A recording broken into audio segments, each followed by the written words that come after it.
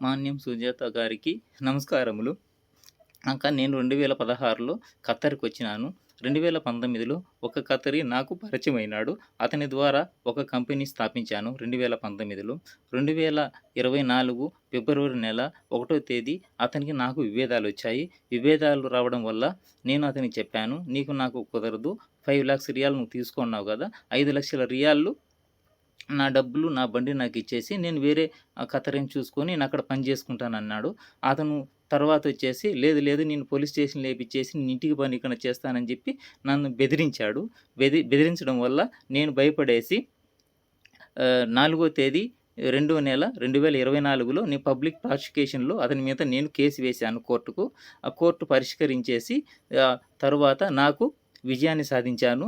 తరువాత అతను ఇంకో కేసేశాడు. అట్లా 4 కోర్టుల్లో గనక నేను విజయాన్ని సాధించాను. తరువాత విజయాన్ని సాధించిన తరువాత అతను నా పైన ట్రావెల్ బ్యాన్ చేశాడు. నేను ఇండియాకి పోకుండా.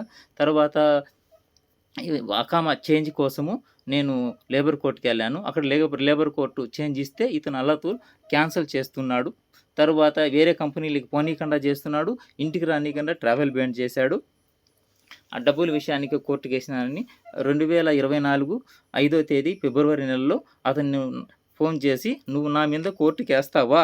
నువ్వు ఇండియా వాడివి, కత్తి మీద నువ్వు కోర్టుకేస్తావా? నీకంత ధైర్యమా? నిన్ను ఇంటి ప్రాణాలతో వదలను, ఇంటికి పంపియను, జైల్లోనే పెడతానని" చెప్పి నన్ను బెదిరించాడు. దేవుడి దయ వల్ల ఇప్పటిదాకా 4 కోర్టుల్లో విజయాన్ని సాధించాను.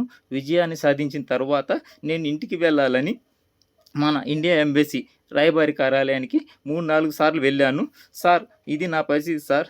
ఇతను 5,00,000 రియాలు తీసుకొని నన్ను ఇబ్బందులు పెట్టేసి, నన్ను ఇటు కేసులు పెడుతూ, ఇటు కోర్టులకేస్తున్నాడు. కానీ ఇక 4 కోర్టుల్లో విజయాన్ని సాధించాను సార్. మీరు ఎంబసీ ద్వారా పరిష్కరించేసి నన్ను ఇండియాకు పంపించండి సార్" అని చెప్పి నేను ఇండియా ఎంబసీకి 4 సార్లు వెళ్ళాను.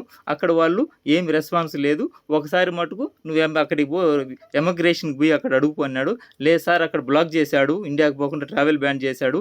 తర్వాత వేరే కంపెనీలకి చేంజ్ కోసము అడుగుతుంటే అది క్యాన్సిల్ చేస్తున్నాడు. నా పరిస్థితి బాగలేదని" చెప్పేసి నేను వేడుకొని ఎంబసీ వాళ్ళను 4 సార్లు పొన్నాను. అక్కడ లాభం లేదు.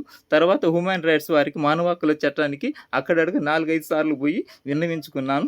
ఇట్టిట్టయింది నా పరిస్థితి. కోర్టుకేసాను, విజయం సాధించాను. అతను బ్లాక్ చేశాడు, ఇంటికి పనీకుండా చేశాడు. ఇట్ట బెదిరించాడు కాబట్టి నేను ఇంటికెళ్ళాలి, లేదంటే వేరే కంపెనీలో పని చేసుకోవాలని చెప్పినాను. వాళ్ళు అక్కడ కూడా పట్టించుకోలేదు. ఇక్కడ లేబర్ కోర్టు అక్కడికక్కడికి వెళ్ళేసి నాకు చేంజ్ కావాలి, నేను ఇంటికెళ్ళాను అని చెప్తే ఎవరు ఇక్కడ పట్టించుకోలేదు. నా తప్పు ఏమీ లేదు అని 4 కోర్టులో కూడా విజయాన్ని సాధించాను.